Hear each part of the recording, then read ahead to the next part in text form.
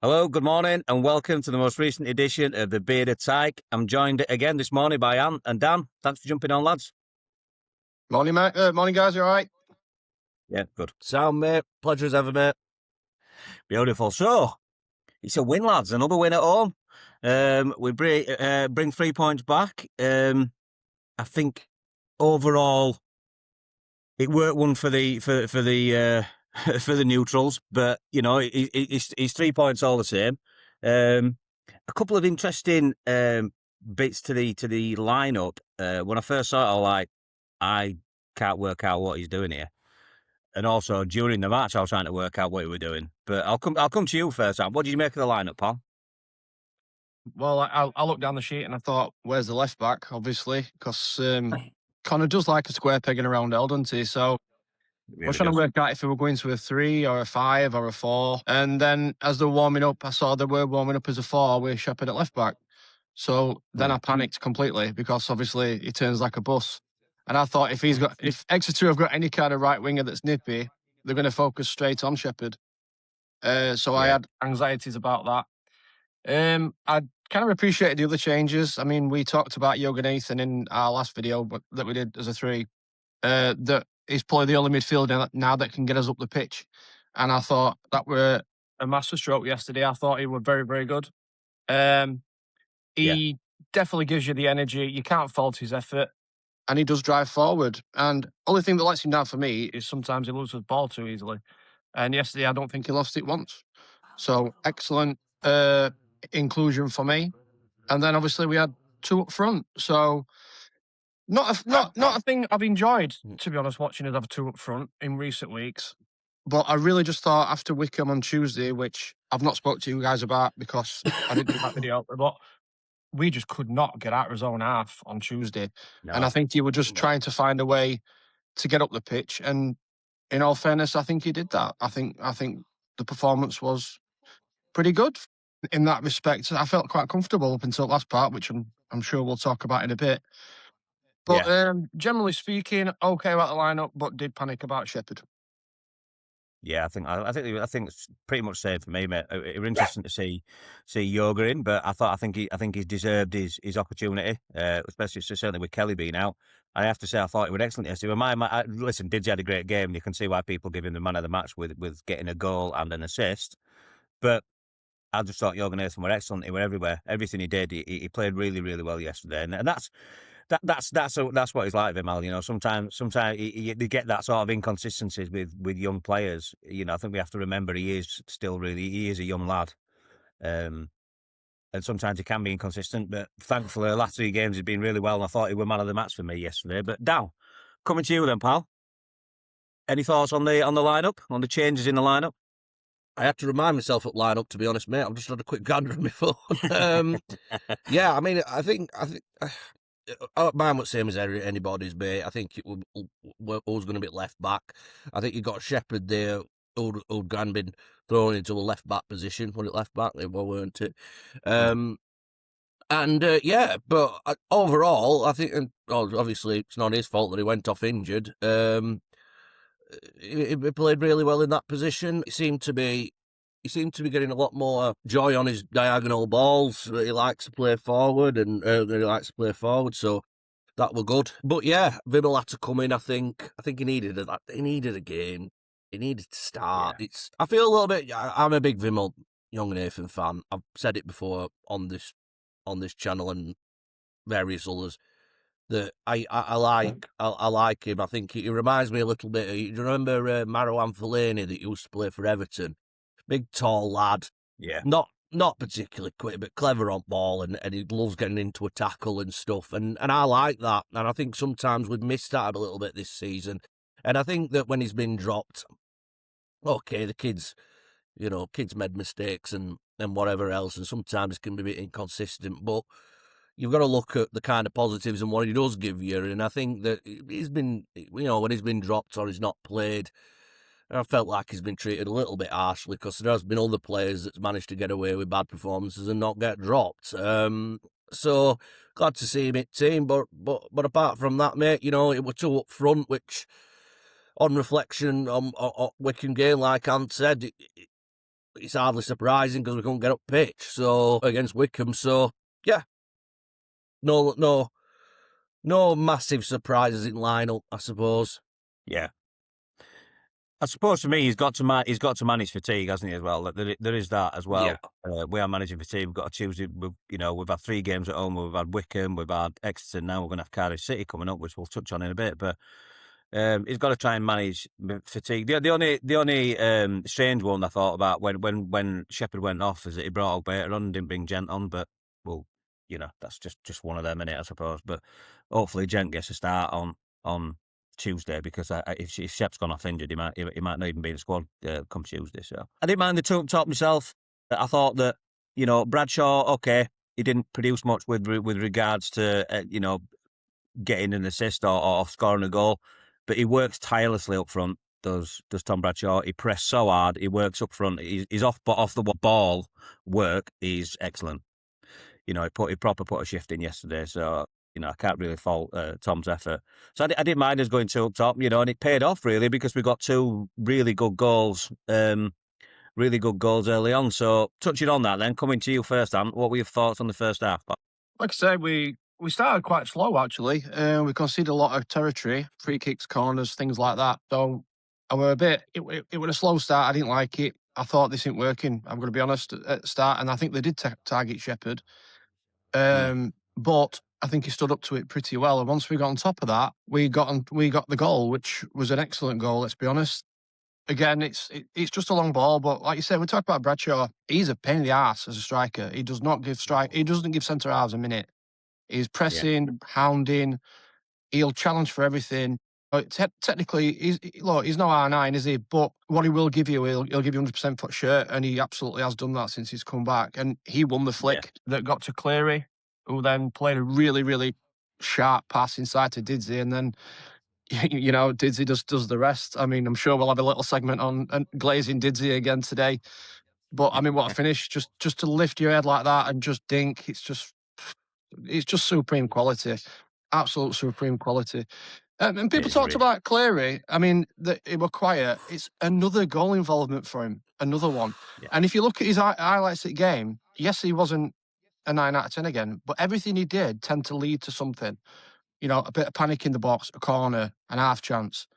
If we can get him absolutely firing again before end of season, he's a tough player to get on top of. He really, really is. And then after that, I never felt uncomfortable at all. I thought Exeter were quite poor, but I think our shape stifled them a little bit. I would expect him more from their striker, who did actually score it second half. Is it Wareham? Because he's got a lot of potential, and I've seen a couple of games with him in it, and he's looked very good. A player that I think might be good for us maybe next season if they go down.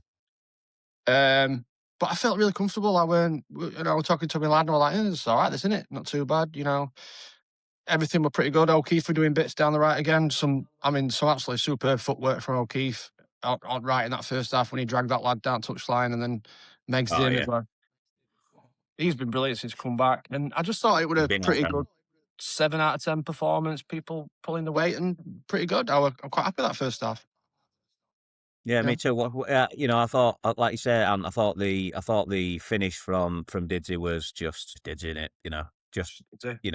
A lot of people there are gonna slam that in the corner, but he just got the ability to he just waits for the keeper to go down, and absolutely naughtily flicks it over top of him, and dinks it over top of him.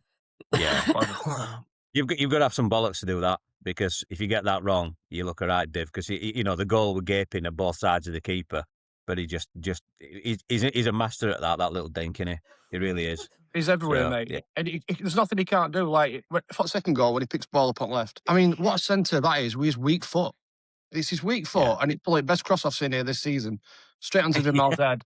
Straight onto his head. There's plenty to do from Vimal there, to be fair, and it's a great header. Yeah. But, I mean, that cross it makes it. And some of his play, I mean, we'll talk about second half, but some of his, experience yesterday were really, really important, I thought. It's just, I'm glazing too quick here. We'll talk about him in a bit. Somebody else have a go.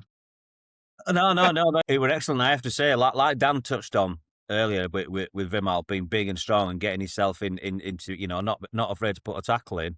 That's exactly what he used. He used his size and his strength to get in, to get in front of that centre half, and he just completely dwarfed him and got up for that header. It's a great, I mean, it's a superb ball by Didzy. But like I said, Jorgensen's really used all his, his attributes, should I say? Sorry, big, strong, gets in. It's a great header, right in the corner, leaves the keeper with no chance. So we're 2-0 up. We're 15 minutes in, and everything's rosy. And like you said, I thought for the rest of the first half, mate. Although after about 20-25 minutes, it got a bit dull. Maybe not dull, but we just managed the game quite easily. But we managed them so easily in that first half. So. Yeah. Overall, I thought the first half were a really solid performance. We didn't concede, which was great when it went into half time at 2-0. So coming out for the second half, then Dan, give us your thoughts on the second half, mate. Well, I think second half, I thought we played really well. As build-up, we were passing it about. It was lovely. It was silky. It were, we weren't letting them get in. Well, we were only letting them get a bit into their half, and we were intercepting and getting ball back and putting and playing it back, trying to get it back into our half and create chances. I thought it were really, really good. It was confident. I would go as far as saying, and I think you could hate fans as well. You could hate fans like really get behind them and stuff like that. And they were applauding O'Keefe, which to me, you had no other choice. I thought he was fabulous yesterday. Really good footwork, like Anne said. And Didzy he were everywhere. He were unbelievable. And it were really confident. We were really confident in second half. And then,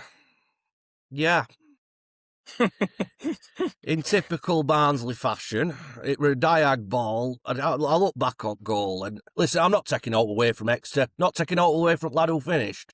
It were an alright finish. It were instinctive. You've got to put your centre middle in it to get, you've got to, what's the saying? You can't let Rafa out buying a ticket and all that. It was such a shit goal. Like, really, what the hell was that? It's just come straight across, but he's headed it across.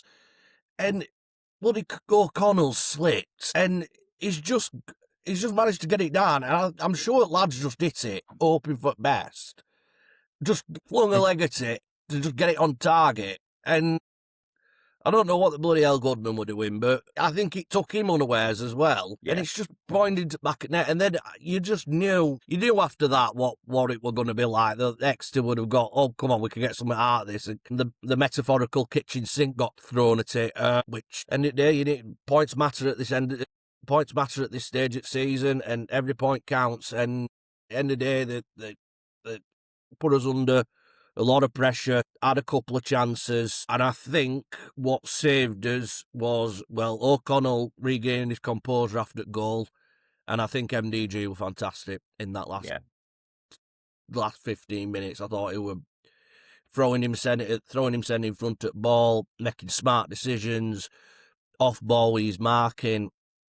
He was fabulous, and I think he deserves a lot of plaudits for that.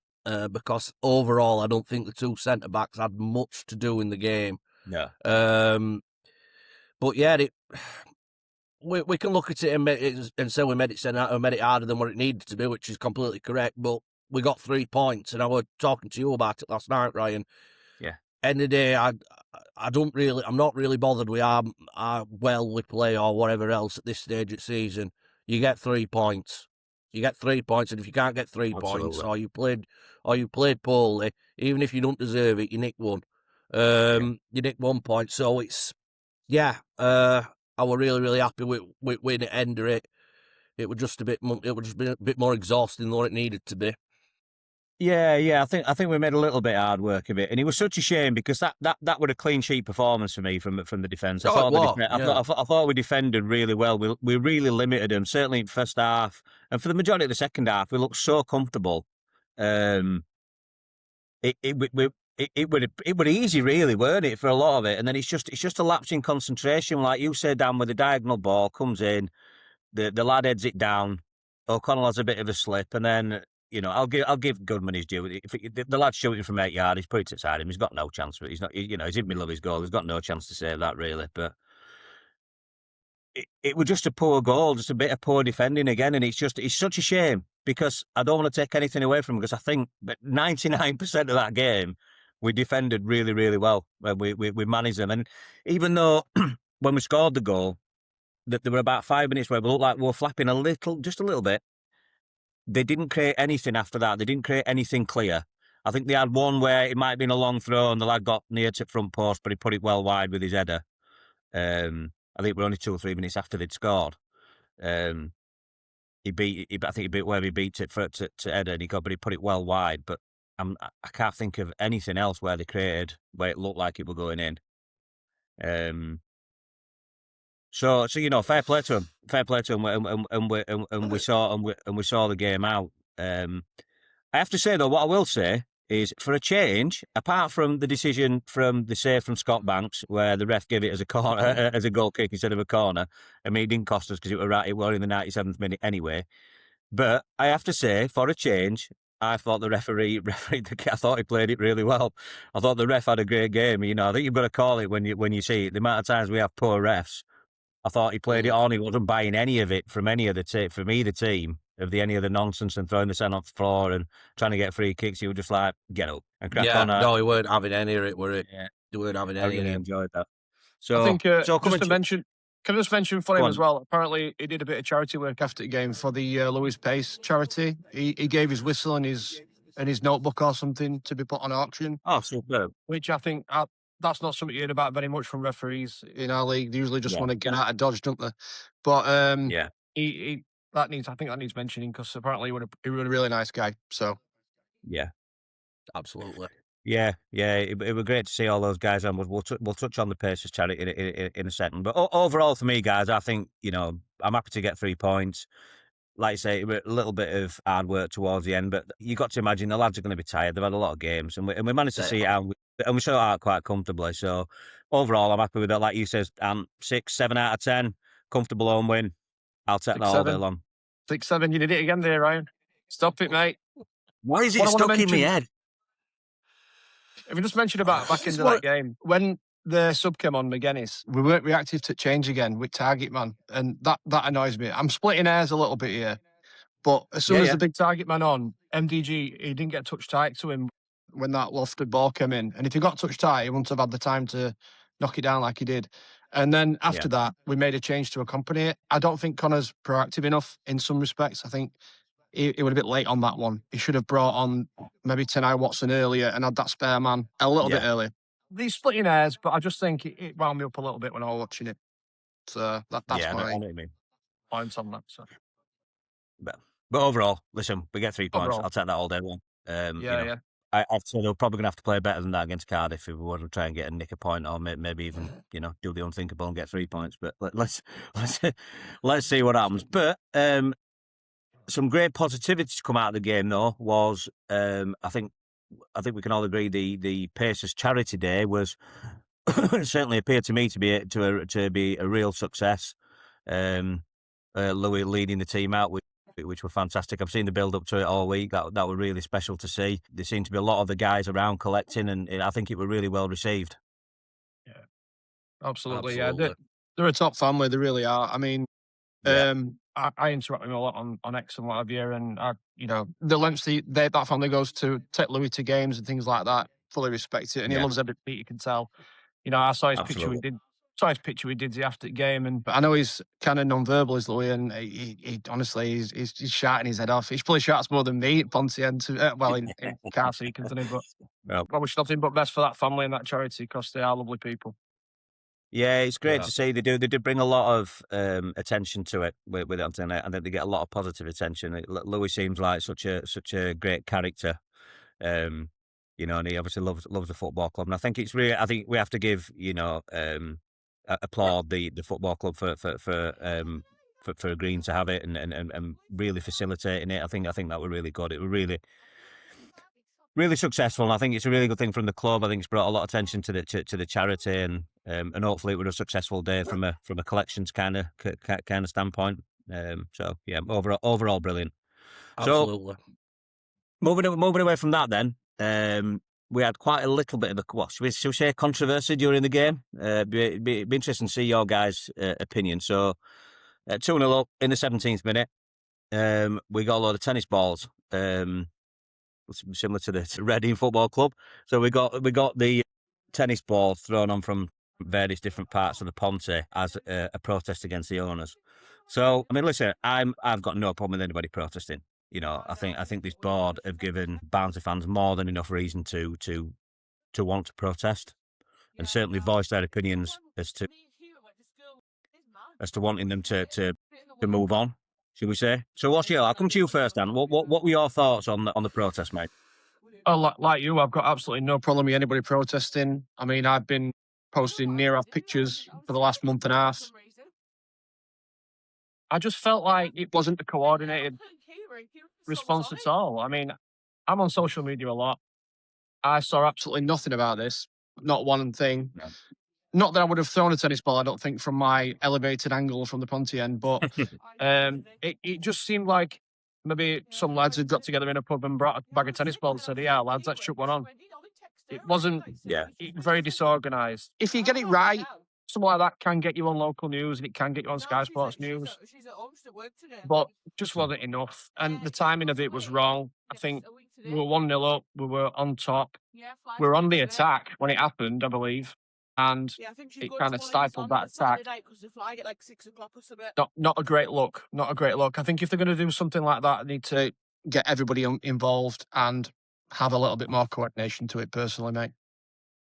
Yeah, agreed. Dan, coming to you then, mate. What were your thoughts on it? I mean,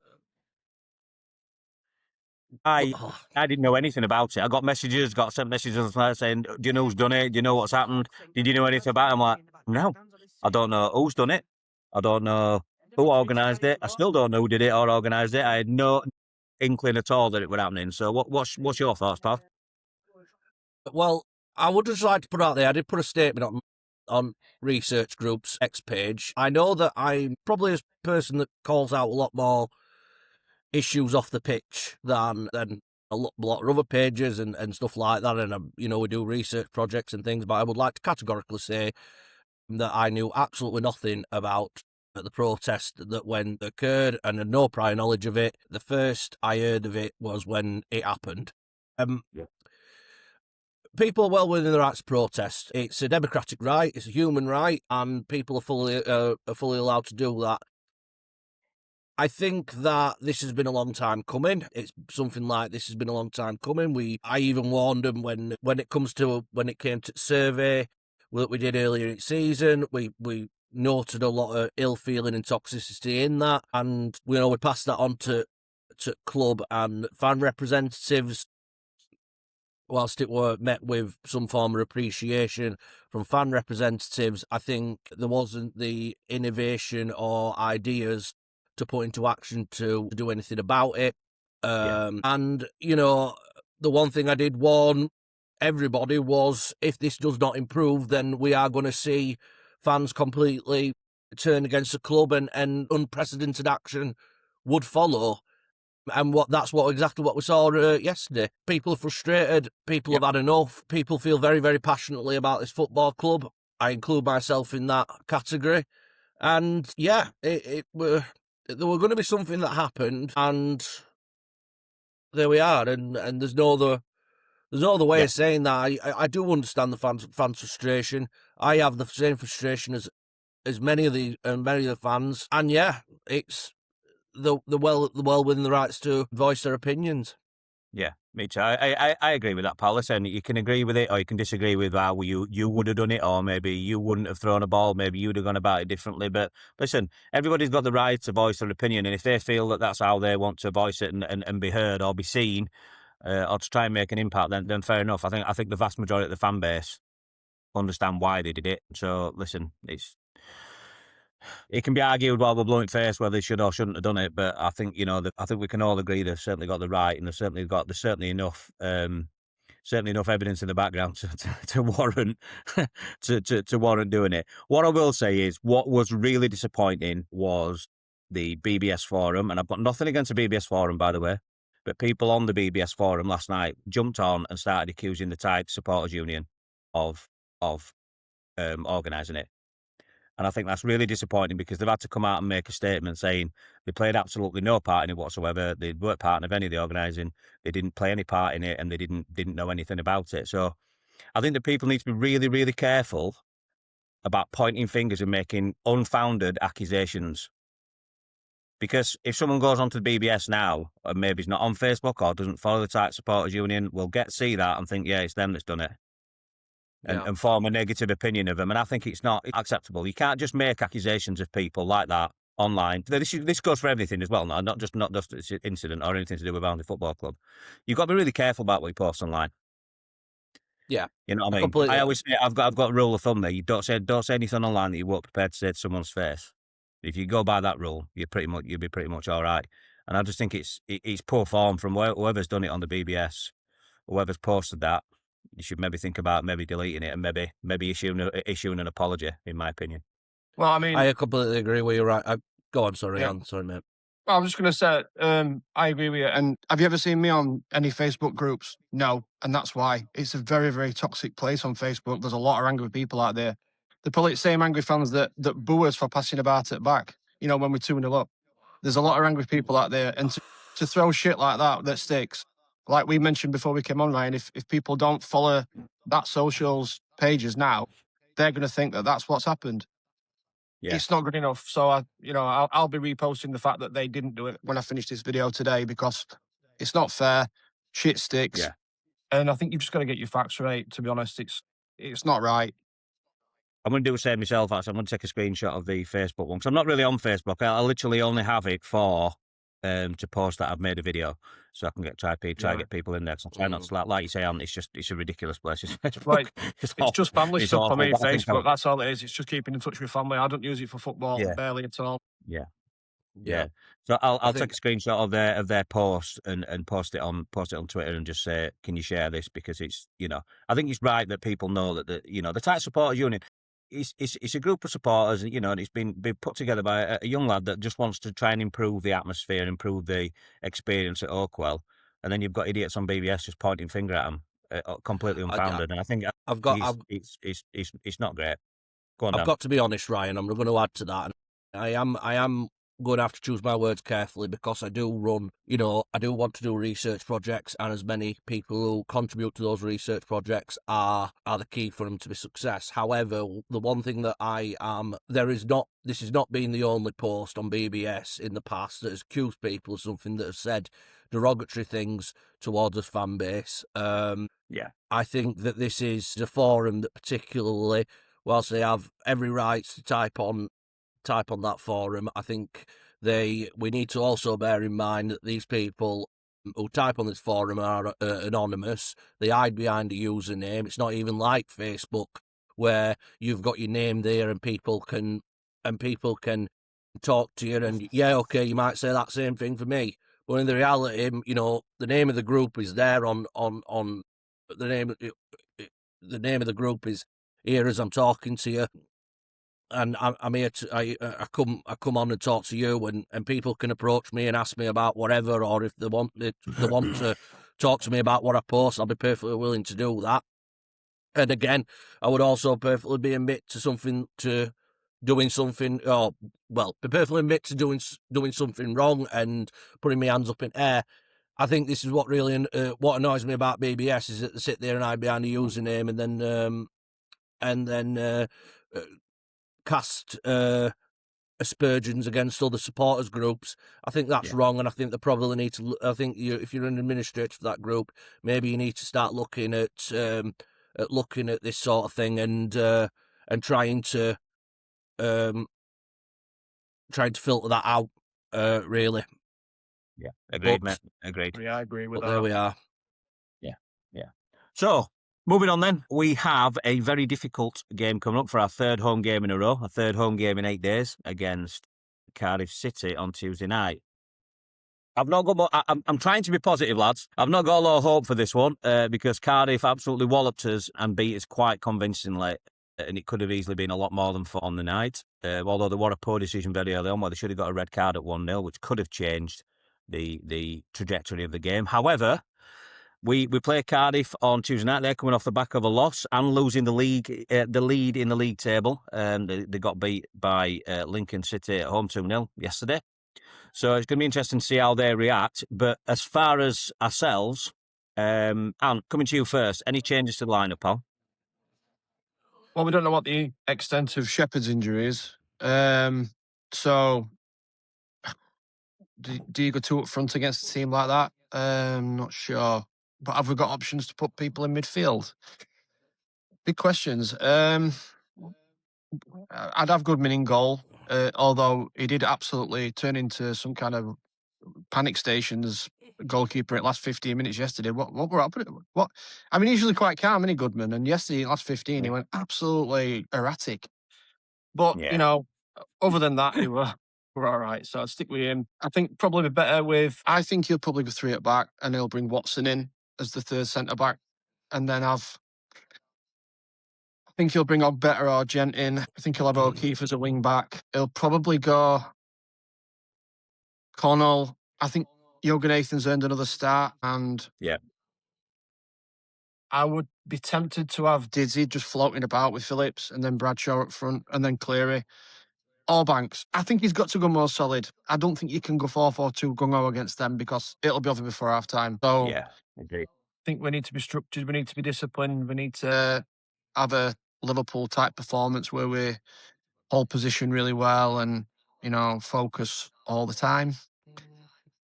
And it's a tough game. Cardiff have faltered a bit in recent weeks. They did get a 5-2 defeat at Plymouth, who are not much better than us, if we're honest. And obviously, they lost 2-0 at home to Lincoln the other day, but Lincoln are, I mean, they're on a roll at the minute. What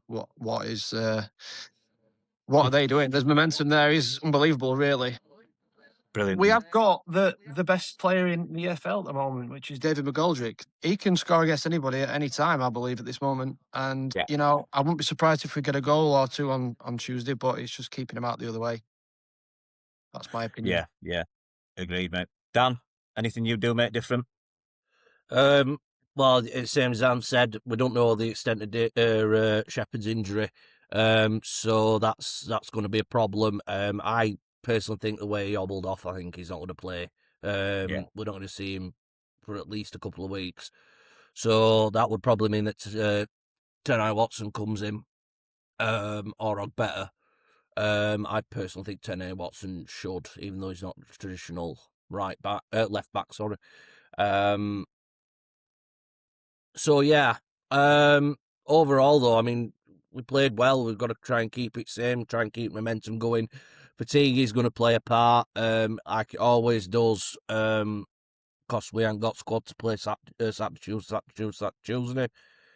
So he's going to have to make decisions. I don't know what he's going to try and switch on. Maybe he's going to put Banks in, and change it to that traditional, is it 4-3-3, is it? Maybe he's going to put Banks in because he's got more fresh legs, but I think that's going to be the only reason he's going to do that. This is the issue, lads, with squad depth, unfortunately. Well, it is but, you know, listen, about Cardiff, there's probably not a better time to play them. If we remember with Sheffield Wednesday when they were here, we beat them at Oakwell, and then they went on a run afterwards and dropped out at top two. So Cardiff will maybe be looking over the shoulders now and thinking, oh God, like, we hit a bad run of form here. We could be dropping out at top two. So they are a very, very good side. I am not taking it away from them. They battered us down at their place. I mean, they could have. It felt like they had 15 men every time we tried to get ball. They were on us like a shot. Yeah. So maybe it's got to be a confidence thing. We've won our last game. They've lost a big game at home.